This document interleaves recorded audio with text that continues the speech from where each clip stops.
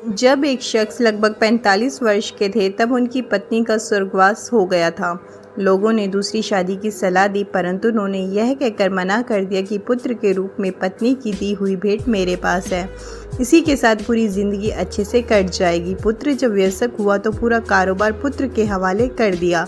स्वयं कभी अपने तो कभी दोस्तों के ऑफिस में बैठकर समय व्यतीत करने लगे। पुत्र की शादी के बाद वह और अधिक निश्चित हो गए। पूरा घर बहू को सुपुर्द कर दिया। पुत्र की शादी के लगभग 1 वर्ष बाद दोपहर कब में खाना खा रहे थे। पुत्र भी लंच करने ऑफिस से आ गया था और हाथ मुंह धोकर खाना खाने की तैयारी कर रहा था। उसने सुना कि पिताजी ने बहू से खाने के साथ दही मांगा और बहू ने जवाब दिया कि आज घर में दही नहीं है।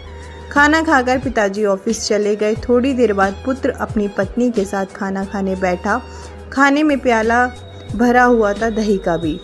पुत्र ने कोई प्रतिक्रिया नहीं दी और खाना खाकर स्वयं भी ऑफिस चला गया।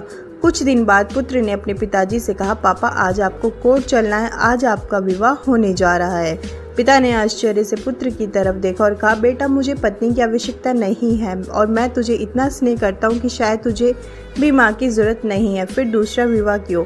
पुत्र ने कहा, पिताजी ना तो मैं अपने लिए माँ ला रहा हूँ ना आपके लिए पत्नी, मैं तो केवल आपके लिए दही का इंतज़ाम कर रहा हूँ।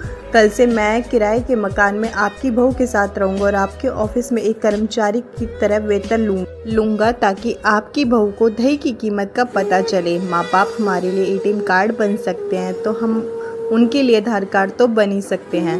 पोस्ट अगर पसंद आए तो चैनल को लाइक कीजिए और सब्सक्राइब करना ना भूलें।